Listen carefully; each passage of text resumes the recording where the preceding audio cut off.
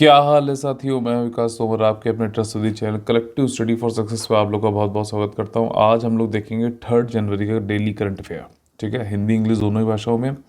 और Telegram channel जरूर हमारा ज्वाइन कर लीजिए, डिस्क्रिप्शन में मैंने लिंक दे रखा है। इस पे सारे notification, strategic plan, mains answer writing free, सब में सारी चीज़ें आप लोग को यहाँ पे मिल जाती हैं। 9650347272 ये हमारा एकमात्र नंबर है। इस पर आप लोग मुझे व्हाट्सएप या फिर डायरेक्ट मैसेज भी कर सकते हैं टेलीग्राम पर। ठीक, आज के जो हमारे 10 मोस्ट इंपॉर्टेंट टॉपिक्स हैं जो कि प्रीलिम्स और मेंस में आ सकते हैं, UPSC, UPPSC, BPSC, other state PC examination में, वो हैं ये वाले।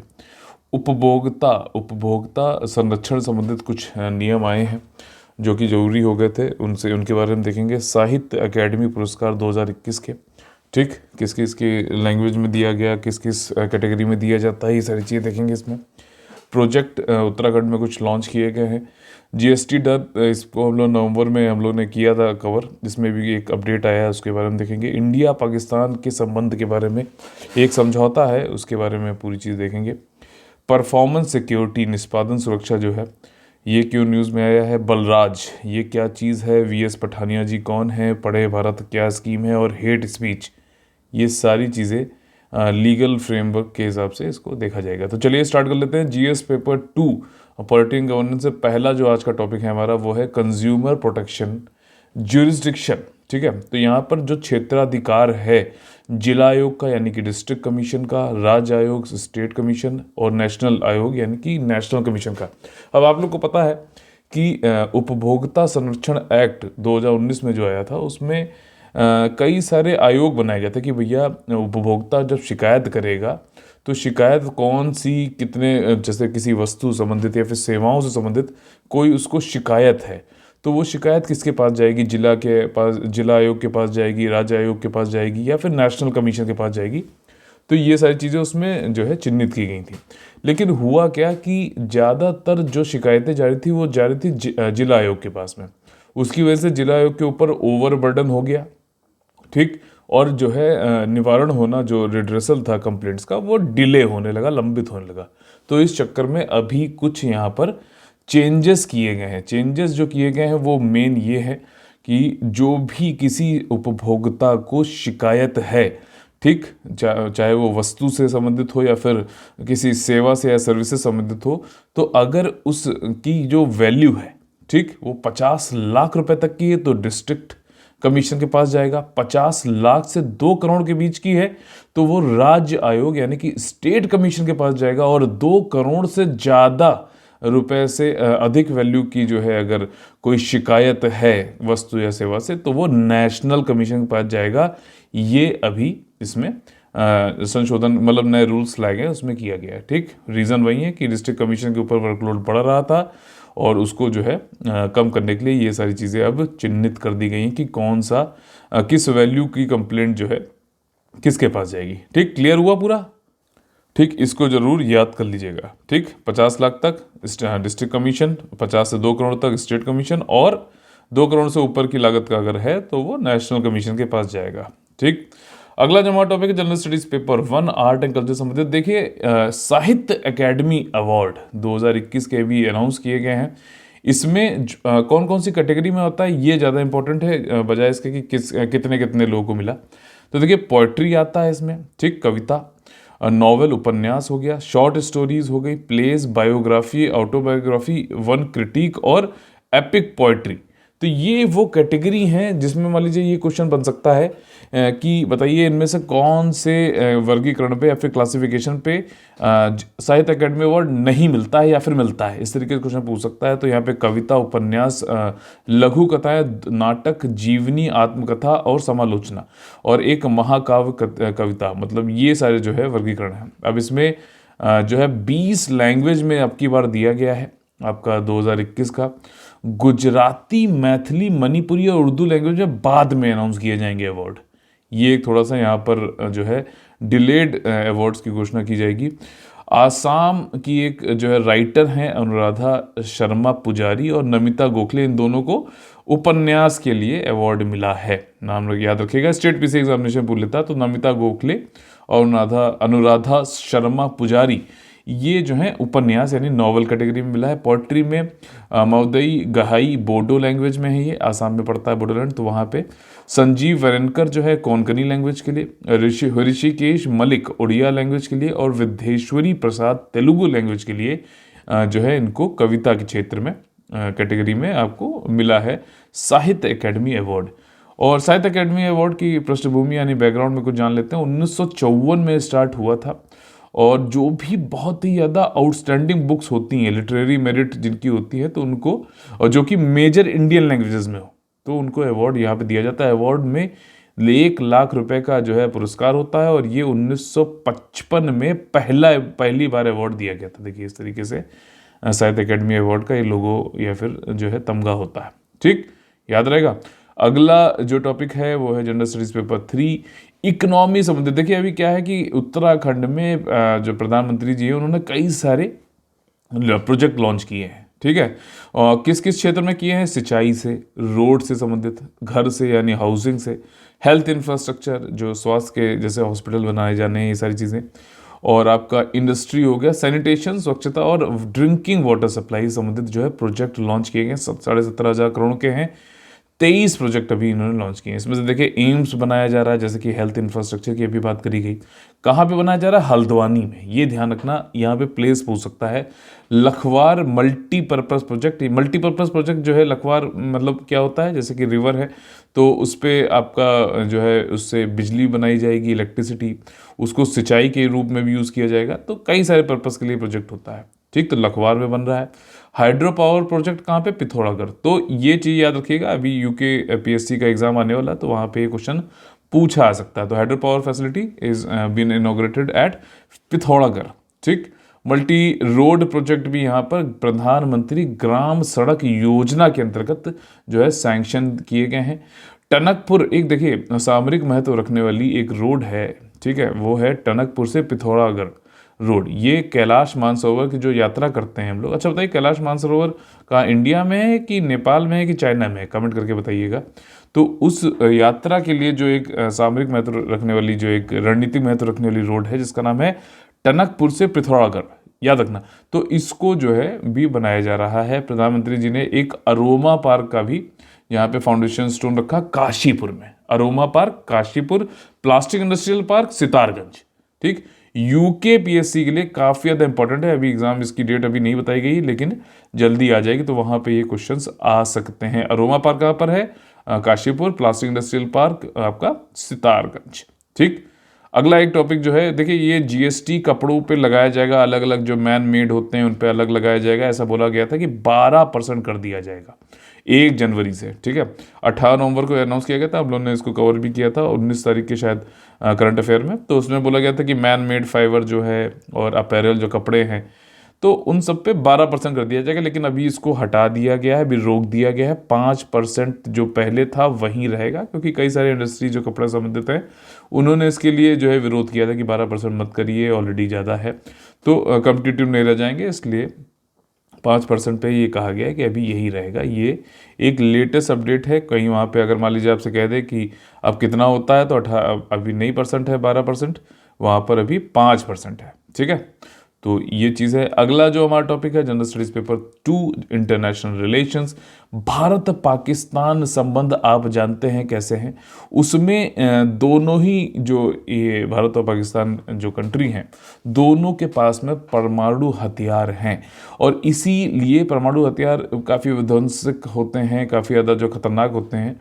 तो दोनों ही कंट्रीज़ के बीच में एक समझौता हुआ था कि भाई साहब दोनों लोग ये बताएंगे 1 जनवरी को, ठीक, हर साल 1 जनवरी को, कि आपके न्यूक्लियर इंस्टॉलेशन और फैसिलिटीज़ यानी कि परमाणु प्रतिष्ठानों और सुविधाओं के जानकारी जो है समझौते के अंतर्गत एक दूसरे के साथ जो है साझा करी जाएगी 1 जनवरी हर साल।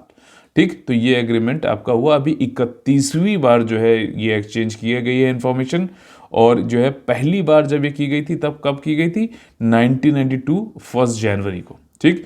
इसके अलावा एक और लिस्ट साझा की जाती है इंडिया पाकिस्तान के बीच में, वो ये है कि कौन से नागरिक जो कैदी हैं और फिशरमैन जो मछुआरे हैं एक दूसरे की कंट्री में, मतलब कि इंडियन सिविलियन प्रिजनर्स और फिशरमैन जो कि आपके पाकिस्तान में है कस्टडी में कैदी के तरीके से, और इंडिया में पाकिस्तानी नागरिक प्रिजनर और फिशरमैन जो है उसकी भी लिस्ट साझा की जाती है एक दूसरे साथ में।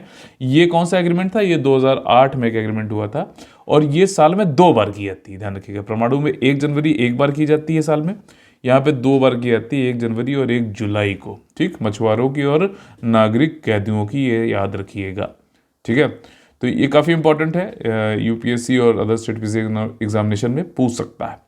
ठीक, अगला जो एक टॉपिक है हमारा जनरल स्टडीज पेपर 3 इकोनॉमी से, निष्पादन सुरक्षा, परफॉर्मेंस सिक्योरिटी। देखिए कोई भी कॉन्ट्रैक्ट होते हैं गवर्नमेंट के, जब टेंडर वेंडर निकलते हैं तो उसमें जो भी कॉन्ट्रैक्टर इनको भरता है तो वहाँ पे उसको परफॉर्मेंस सिक्योरिटी देनी पड़ती है। ठीक, वो परफॉर्मेंस सिक्योरिटी 5%, 10% ऐसे रहती थी। अब अभी क्या है कि इसको 31 मार्च 2023 तक 3% ही रखा जा रहा है। और ऐसा किसने बताया है? फाइनेंस मिनिस्ट्री ने बताया। ये चीज़ ध्यान रखने वाली है। परफॉर्मेंस सिक्योरिटी अगर पूछा है कितनी है तो वो 3% है अभी, और 31 मार्च 2023 तक रहेगा। और ये सेंट्रल गवर्नमेंट के टेंडर और कॉन्ट्रैक्ट से संबंधित है और फाइनेंस मिनिस्ट्री ने इसको सेट करता है और कर रही है। ठीक है, तो ये चीज़ है, ये काफ़ी ज़्यादा इंपॉर्टेंस रखता है। अभी जैसे कि पैंडेमिक महामारी का काफ़ी ज़्यादा इफेक्ट चल रहा है, फिर से नए नए जो है डेल्टा वेरिएंट और ओमिक्रॉन वेरिएंट आ रहे हैं, तो इंडस्ट्री और वो लोग अगर जो पैसा मान लीजिए 5% था या 10% था, इसको घटाकर 3% कर दिया गया, तो जो ये पैसा बचा 2%, 7%, तो ये पैसा जो है इंडस्ट्री वाले और जो कॉन्ट्रैक्टर्स हैं ये प्रोजेक्ट में लगा सकेंगे, ज़्यादा अच्छे से तरीके से जो है एग्जीक्यूट कर पाएंगे अपने प्रोजेक्ट को, जो कि एक बड़ी रिक्वायरमेंट भी है इंफ्रास्ट्रक्चर से संबंधित। जैसे नेशनल इंफ्रास्ट्रक्चर पाइपलाइन है तो उसमें जो है हाई स्पीड डेवलपमेंट हो पाएगा और ज़्यादा से ज़्यादा पैसा उसमें लगा पाएंगे। अच्छा, इसके बारे में मैंने आप लोगों को पहले बताया, आज आप लोगों का होमवर्क है गति शक्ति जो मिशन है। ठीक, गति शक्ति योजना आपकी इंफ्रास्ट्रक्चर संबंधित, उसके बारे में जरूर पढ़िएगा और कमेंट जरूर करिए। ठीक, इंडस्ट्री बॉडी जो है कौन कौन सी, कंस्ट्रक्शन संबंधित हो, मैन्युफैक्चरिंग सर्विसेज, ये सब लोग जो है अब इसका बेनिफिट इनको मिलेगा रिड्यूस्ड परफॉर्मेंस सिक्योरिटी का, जो कि 3% हो गई है, ध्यान रखिएगा। ठीक, केंद्रीय टेंडर से संबंधित है। अगला जो हमारा टॉपिक है वो है डिफेंस सिक्योरिटी संबंधित बलराज। देखिए बलराज की फोटो पहले आपको दिखा देता हूँ। ठीक, ये बलराज नहीं, ये बलराज नहीं, ये जो पीछे जो आपको ये शिप खड़ी है ये बलराज है। और ये क्या है कि आपका मदद करती है जो इंडियन नेवी के जो भी एयरक्राफ्ट कैरियर हो जाएं, ठीक, या फिर उनके शिप हो जाएं, या फिर पनडुब्बी सबमरीन हो जाएं, तो उनको असिस्ट करती है, उनके आसपास रहते हुए उनको जो है फायर पावर भी उनकी मदद करती है, उनके और भी सर्च एंड रेस्क्यू में मदद करती है। तो ये सारे जो है बलराज, जैसे जो इनको टग बोला जाता है, ठीक, बोलार्ड पुल टग, ठीक है, तो ये बलराज नाम से जो है ये तीसरा है इसके अंतर्गत, ये मदद करता है। ठीक, इससे पहले कौन कौन से टग्स निकाले गए हैं? वीरन और बलराम, ध्यान रखना, वीरन और बलराम। ये बनाए किसने हैं? ये बनाए हैं आपके हिंदुस्तान शिपयार्ड लिमिटेड विशाखापट्टनम ने। ठीक, 50 टन का बोलार्ड पुल टग है और ये भी कंस्ट्रक्शन इसका जो है पूरा हो गया है। ठीक है, बलराज नाम से।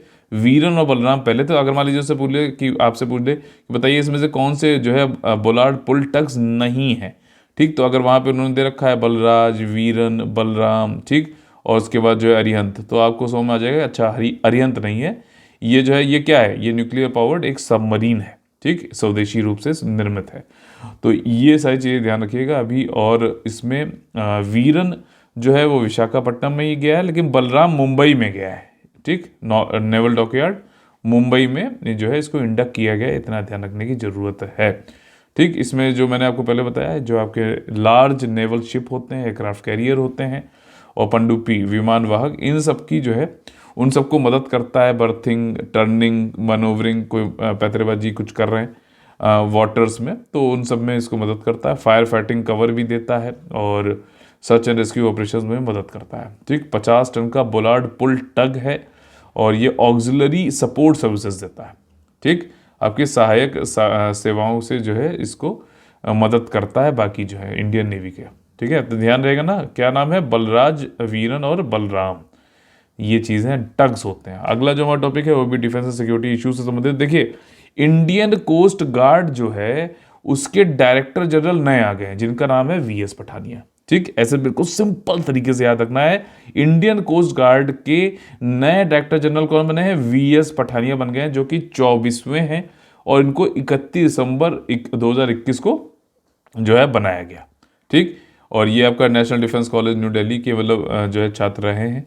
और इंडियन कोस्ट गार्ड के बारे में जान लेते हैं। ये एक तरीके का आर्म फोर्सेस है जो कि हमारी भारत की जो समुद्री जो इंटरेस्ट हैं या फिर जो लॉज हैं उनको इन्फोर्स करता है टेरिटोरियल वाटर्स में। मैंने आप लोग पहले बताया जैसे भारत की ये बॉर्डर है, लैंड बॉर्डर है। ठीक, तो इसके बाद जो है आपका टेरिटोरियल वाटर होता है 12 नॉटिकल माइल तक। ठीक, जो आपका क्षेत्रीय जल है वो 12 नॉटिकल माइल हो गया। उसके बाद जो है कॉन्टिग्यूअस जोन होता है, कॉन्टिग्यूअस जोन जो है आपका 12 और 12, तो ये टोटल जो है आपका 24 नॉटिकल माइल तक जो है कॉन्टिग्यूअस जोन को देखता है। और इसी जो है बेस लाइन है इससे जो है 200 नॉटिकल माइल तक जो है आपका इकोनॉमिक एक्सक्लूसिव जोन होता है, एक्सक्लूसिव इकोनॉमिक जोन होता है, उसको भी प्रोटेक्ट करता है। ठीक, जुरिस्डिक्शन में जो भी लॉज हैं इन सबको देखता है इंडियन कोस्ट गार्ड। और इसके जो है आगे जो है इसको बोलते हैं हाई सीज। ठीक, जिसको कि इंडियन नेवी प्रोटेक्ट करती है।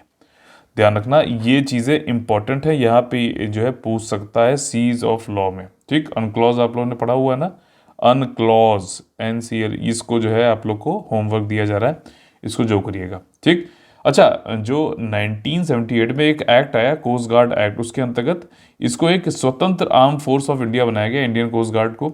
और ये मिनिस्ट्री ऑफ डिफेंस के अंतर्गत जो है ऑपरेट करता है। ध्यान रखना, मिनिस्ट्री ऑफ डिफेंस। और इसमें ऑर्गेनाइजेशन को हेड करता है director general of Indian coast guard, जो कि अभी ये 24वें बने वीएस पठानिया जी। और उसका हेडक्वार्टर कहाँ पर है, न्यू दिल्ली में है। ठीक, हमारा जो अगला टॉपिक है जनरल स्टडीज पेपर 2 एजुकेशन संबंधित। देखिए यहाँ पर एक इस जो है एक कैंपेन चलाई गई है, कोई स्कीम नहीं है, एक कैंपेन है, अभियान है, जिसका नाम है पढ़े भारत। पढ़े भारत यानी कि रीड करना। ठीक, रीडिंग हैबिट जो है, रीडिंग कल्चर, एक संस्कृति पैदा करना है बच्चों में। तो उसके लिए 100 दिन का एक कैंपेन चला जा रहा है जिसका नाम है पढ़े भारत। ठीक, पढ़े भारत, बढ़े भारत वो अलग है।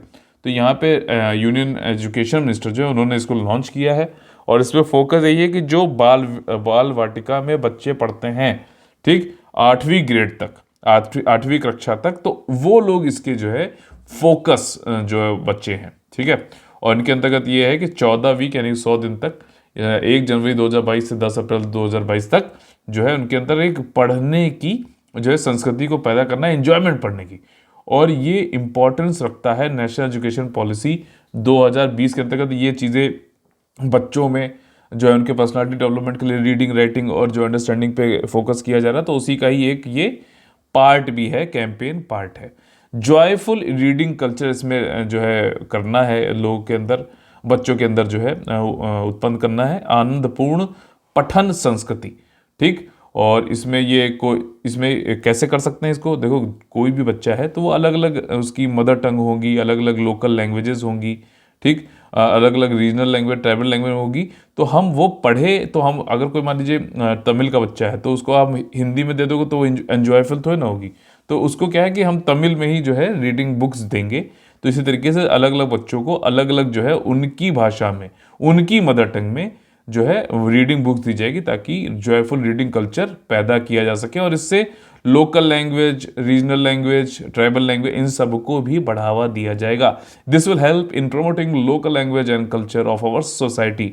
Very nice, very nice. ठीक, तो एक तरीके से आप जो है इसको एक उसमें भी देख सकते हैं, कल्चर को बढ़ावा दिया जा रहा है। ठीक, 100 दिन का है ये, इंडियन लैंग्वेज में किया जाएगा। 21 फरवरी को, मोस्ट इंपॉर्टेंट इस टॉपिक में, 21 फरवरी को इंटरनेशनल मदर टंग डे भी होता है।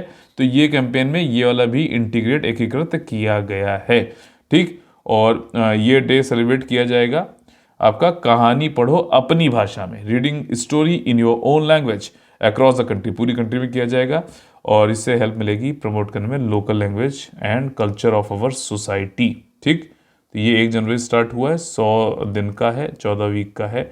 और आज़ादी का अमृत महोत्सव 75वां जो साल हमारा है इंडिपेंडेंस का, उससे ये संबंधित निकाला गया है। ठीक, मिनिस्ट्री ऑफ एजुकेशन के अंतर्गत है, मिनिस्ट्री ऑफ कल्चर ना समझ लेना इसे, ये एक इंपॉर्टेंट है यहाँ पे पॉइंट जिसपे कि क्वेश्चन बन सकता है। ठीक, अगला जो हमारा टॉपिक है general studies paper 2 polity and governance संबंधित हेट स्पीच। देखो क्या हुआ है कि अभी एक हरिद्वार में एक जो है रिलीजियस कॉन्क्लेव हुआ, उसमें काफ़ी ज़्यादा प्रोवोकेटिव बातें करी गई, एक दूसरे धर्मों के बारे में जो है काफ़ी तीखी टिप्पणी की गई। तो उसमें जो है कई सारे जो पॉलिटिकल पार्टीज थे और कंसर्न सिटीजन्स जो नागरिक थे, जागरूक सिटीजन्स थे, उन्होंने कहा देखिए इस तरीके के जो कॉन्क्लेव होते हैं जो कि रिलीजियस ऑर्गेनाइजेशन जो है एक दूसरे धर्मों के बारे में उल्टा सीधा कहते हैं, तो ये हेट स्पीच के अंतर्गत आते हैं और उनको जो है इसके लिए दंड मिलना चाहिए। तो खैर हमें हमारा जो मेन यहाँ पर मुद्दा है, जो क्वेश्चन जहाँ से बन सकता है कि हेट स्पीच होता क्या है। तो पहली बात कि लीगल डेफिनीशन कोई भी निर्दिष्ट तरीके से अभद्र भाषा या फिर जो है आपका द्वेषपूर्ण जो भाषा है उसकी कोई विशिष्ट कानूनी परिभाषा नहीं है हमारे उसमें लॉज में। ठीक, बस इन जनरल ये कहा जाता है कि अगर किसी की फ्री स्पीच जो 19 आर्टिकल नंबर 19 के अंतर्गत जो होता है ना कि अभिव्यक्ति की आज़ादी है, फ्री स्पीच है, तो उस पर कुछ लिमिट लगाते हैं। अगर जो कोई व्यक्ति जो है किसी दूसरे धर्म के बारे में, रेस के बारे में, प्लेस ऑफ बर्थ के आधार पे जो है कुछ उल्टी सीधी जो है भड़काऊ भाषण या फिर इस तरीके करता है, उनकी इंडिग्निटी, गरिमा, वायलेंस, ये सारी चीज़ें जो है आहत पहुंचाता है, तो जो है उसको हेट स्पीच बोला जाता है इन जनरल। ठीक, तो जो लॉ है उसमें वो ऐसे प्रावधान है कि जो कि क्रिमिनलाइज करते हैं स्पीच को, कोई लिख रहा है उल्टा सीधा, कोई एक्शन या साइन कुछ वैसे बना रहा है जो किसी और जो है धर्म समुदाय और उसके लिए जो है आहत हो सकता है, उसको बुरा लग सकता है, हेट के उसको जो है जो कि मतलब वायलेंस, मतलब भड़काऊ ऐसे भाषण कर दे जो वायलेंस पे लोग को उतारू कर दे, या फिर जो है आपका वैमनस्य यानी कि डिसहार्मनी फैला दे, तो वो सारी चीज़ें जो है हेट स्पीच के अंतर्गत आती हैं। अब इंडियन लॉ कौन से हैं? देखिए, भारतीय दंड संहिता जो है आपकी इंडियन पिनल कोड, उसमें 2 सेक्शन यूज किए जाते हैं हेट स्पीच को रोकने के लिए। एक है 153A और दूसरा है 505। बहुत ज्यादा इंपॉर्टेंट है। ठीक, ये चीजें, ये हेट स्पीच से संबंधित अगर वो पूछ ले मान लीजिए कि कौन कौन से लॉ हैं या फिर कौन कौन से सेक्शंस हैं इंडियन पिनल कोड के अंतर्गत, तो आपको ये याद होने चाहिए। 153A ये कहता है कि अगर कोई जो है आपका शत्रुता को बढ़ावा देता है और सद्भाव को जो है खत्म करने की कोशिश करता है, किस कारण जो है किसी रिलीजियस बेसिस पे, रेस के बेसिस पे, नस्लीय जो है टिप्पणी कर रहा है, प्लेस ऑफ बर्थ पे, अरे ये तो इस क्षेत्र का है, ये तो उस क्षेत्र का है, रेसिडेंस पे, या लैंग्वेज की वजह से, अरे तो बिहारी बोलता है, जैसे होता है, देखा होगा आपने कि जो है महाराष्ट्र में गए तो वहाँ पे उसको बिहारी बिहारी करके उल्टे सीधे बातें बोलते हैं। तो ये सब चीज़ें 153A धारा के अंतर्गत 3 साल के कारावास जिसका दंड है, ये सब हेट स्पीच के रोकने के लिए लाया जाता है। उसी प्रकार से 505 जो सेक्शन है आईपीसी का, ये बताता है कि एक कोई भी उसको ऑफेंस माना जाएगा जब कोई स्टेटमेंट जो कि पब्लिक मिसचीफ से संबंधित है ऐसा कुछ करता है, तो उसको 505 के अंतर्गत ऑफेंस माना जाएगा। सार्वजनिक शरारत के लिए योगदान करने वाले बयान। ठीक, तो ये चीजें आपको याद रखनी चाहिए। तो इसी के साथ में हमारा आज का ये सेशन खत्म होता है। समरी क्विक रिवीजन कर लेते हैं 3 जनवरी 2022 का। देखिए, पहला मैंने आप लोग बताया उपभोक्ता संरक्षण, जिला आयोग, राज्य आयोग और राष्ट्रीय आयोग का क्षेत्राधिकार। ज्यूरिसडिक्शन की बात की जा रही है। जो भी कंप्लेंट अब की जाएगी वो वस्तु या सेवा से संबंधित कोई कंप्लेंट है उपभोक्ता के द्वारा, तो 50 लाख तक की है तो जिला आयोग यानी डिस्ट्रिक्ट कमीशन, 50 से 2 करोड़ तक की है तो आपकी राज्य आयोग यानी कि स्टेट कमीशन, 2 करोड़ से ज्यादा की है तो वो राष्ट्रीय आयोग यानी कि नेशनल कमीशन के पास जाएगी। ये इसलिए किया गया है क्योंकि जिला आयोग के ऊपर काफ़ी ज़्यादा जो है बर्डन हो रहा था इसलिए। ठीक, साहित्य अकेडमी पुरस्कार अभी दिए गए हैं। 1954 में ये चालू हुआ था, 1955 में पहली बार दिया गया था। 1 लाख रुपए तक का पुरस्कार होता है। उपन्यास, कविता जो है, छोटी जो है कथाएं हो गई आपकी, ऑटोबायोग्राफी, बायोग्राफी, इन सब क्षेत्रों में दिया जाता है। ठीक, जो इंडियन मेजर लैंग्वेज है उसमें। प्रोजेक्ट उत्तराखंड में कई सारे चालू किए गए हैं, जैसे कि आपका सितारगंज में एक जो है प्लास्टिक इंडस्ट्रियल पार्क चालू किया गया है। ठीक, तो ये, और आपका टनकपुर से पिथौरागढ़ तक जो है एक रोड बनाई जा रही है जिसका रणनीतिक महत्व है क्योंकि कैलाश मानसरोवर जो यात्रा होती है उसमें काम में आता ही है। ठीक, लखवार एक मल्टीपर्पज प्रोजेक्ट चालू किया गया। ये सब प्रधानमंत्री जी ने लॉन्च किए हैं। अभी 23 प्रोजेक्ट है 17,500 करोड़ रुपए के। ठीक, तो ये सारी चीज़ें हैं। और अरोमा पार्क देखिए काशीपुर में चालू किया गया है, ठीक है। और यहाँ पर आपका प्रधानमंत्री ग्राम सड़क योजना के अंतर्गत मल्टीपल रोड प्रोजेक्ट चालू किए गए हैं।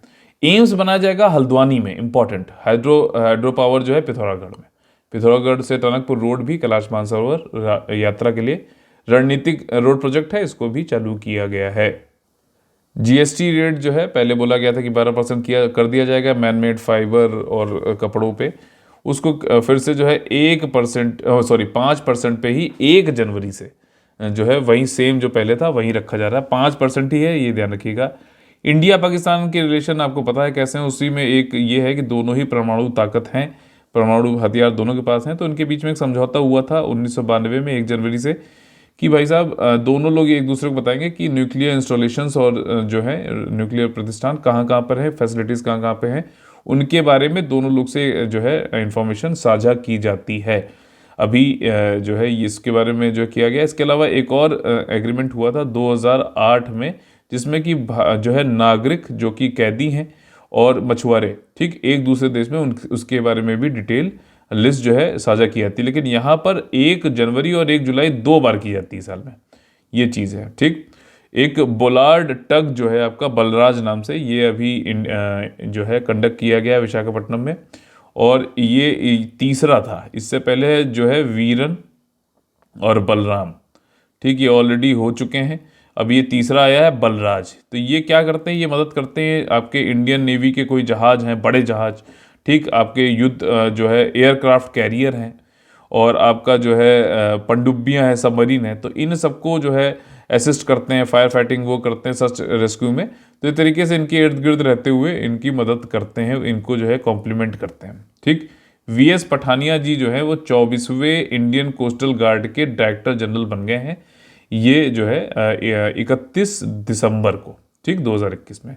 पढ़े भारत जो है आपका ये मिनिस्ट्री ऑफ एजुकेशन मिनिस्टर जो है उन्होंने लॉन्च किया है। 100 दिन का जो है ये अभियान है, कैंपेन है, ध्यान रखिएगा, जिसमें कि बच्चों के अंदर उनकी लोकल लैंग्वेज में, स्थानीय भाषा में, ट्राइबल लैंग्वेज में, या फिर क्षेत्रीय भाषा में, मदर टंग में जो है आपका reading culture, enjoyful reading culture को जो है उत्पन्न करने का एक प्रयास है, जो कि बहुत ही ज़्यादा इंपॉर्टेंट है नेशनल एजुकेशन पॉलिसी का 2020 का, जो कि एक हिस्सा भी है, ठीक। आप लोग को मैंने बताया है कि इंटरनेशनल मदर टंग डे किस दिन होता है, वो कमेंट करके जरूर बताइएगा, ठीक। तो ये चीज़ है, 14 वीक का है, 100 दिन का है ये प्रोग्राम। हेट स्पीच मैंने आप लोग को बताया, लॉ के अंतर्गत, इंडियन पीनल कोड के अंतर्गत जो है हेट स्पीच को डायरेक्टली अगर आप कहो तो निर्दिष्ट रूप से, स्पेसिफिक रूप से जो है हेट स्पीच को हमारे लॉ में डिफाइन नहीं किया गया है, ठीक। लेकिन इंडियन पीनल कोड में जो है इसको रोकने के कुछ प्रावधान है, जैसे कि 153A और 505, ये 2 धाराएं हैं। 153A बोलता है कि धर्म के आधार पर, आपका रेस के आधार पर, प्लेस ऑफ बर्थ के आधार पर, ठीक है, क्षेत्र के आधार पर, लैंग्वेज के आधार पर, अगर कोई जो है व्यक्ति या फिर समुदाय दूसरे समुदाय या फिर व्यक्ति के बीच में शत्रुता या फिर वायलेंस पैदा करने की कोशिश करता है, डिसहार्मनी करता है, वैमनस्य पैदा करता है, तो उसको 3 साल तक की सजा हो सकती है, 153A भारतीय दंड संहिता के अंतर्गत।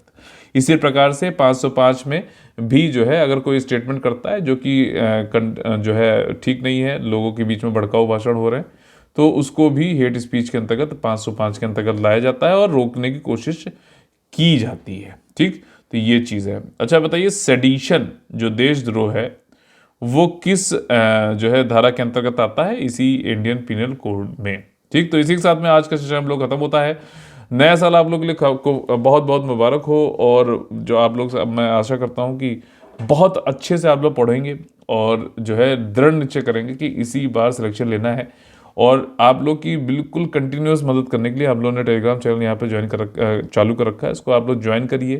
डिस्क्रिप्शन लिंक पे इस पर मैं आपको जो है पूरा स्टडी प्लान भी डेली का देता हूँ, ये सब फ्री है बिल्कुल। ये करंट अफेयर भी आपको जो मिल रहा है, इसको आप लोग रिवीजन कैसे करना है, पूरा संगठित तरीके से हम यहाँ पे तैयारी करते हैं। यहाँ पे ऐसा नहीं होता है कि आपके ऊपर बम्बार्डमेंट कर दिया जाए मटेरियल का, एजुकेटर्स का, अलग अलग तरीके का, और फिर जो है आपको बस आपको अपने ऊपर छोड़ दिया जाए कि आप किस तरीके से, उसमें आप कन्फ्यूज़ होते हैं। इसलिए एक पूरा संगठित तरीके से आप लोग को तैयारी की जा रही है। तो आप लोग यहाँ पे हमारे साथ टेलीग्राम चैनल पर जुड़ जाइए और शेयर लाइक सब्सक्राइब जरूर करिए हमारे चैनल को, ताकि आपको यहाँ पे और बाकी लोग से भी करवाइए, ताकि आप लोग को और आप लोग के सगे संबंधियों को भी मदद हो सके। और ये जो हमारा एक मिशन है कि ज़्यादा से ज़्यादा लोगों को जो है अच्छी क्वालिटी ना कि क्वांटिटी वाली जो है एजुकेशन प्रोवाइड की जा सके। ठीक, तो चलिए कल फिर से मुलाकात होगी सुबह 6 बजे। तब तक के लिए आप लोग से लेते हैं अलविदा। जय जय Bharat, all the very best है। वंदे वंदे मातरम।